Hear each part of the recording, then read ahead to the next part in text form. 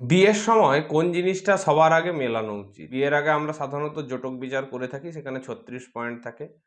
সেখানে বিভিন্ন স্টেপ থাকে, কোনো স্টেপে ৭, কোনো স্টেপে ৮ পয়েন্ট থাকে। এগুলো মিলিয়ে দেখতে হয়। জ্যোতিষীরা এই কাজটা করে থাকেন। কিন্তু আপনি কি করে বুঝবেন যে এর সাথে আদৌ আমার বিয়ে দেওয়া যাবে কিনা? দেখুন, একটা সম্পর্ককে সুস্থভাবে চালাতে গেলে দরকার মনের মিল। আর মন আমরা বিচার করে থাকি চন্দ্র থেকে।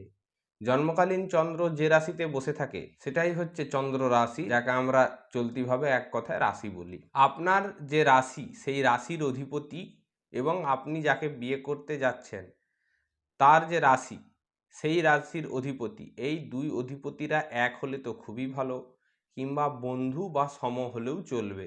অর্থাৎ যেন শত্রু না হয়ে যায়। সম মানে শত্রুতা মিত্রতা কিছুই দেখায় না, না শত্রু না মিত্র। এরপরে বলে দিচ্ছি কোন কোন রাশির সাথে কোন কোন রাশির বিয়ে দেওয়া যায়। এর জন্য আমরা রাশিগুলিকে দুটি ক্যাটাগরিতে ভাগ করব। সর্বপ্রথম ক্যাটাগরিতে মেষ, কর্কট, সিংহ, বৃশ্চিক, ধনু, মীন, এই 6টি রাশি আছে।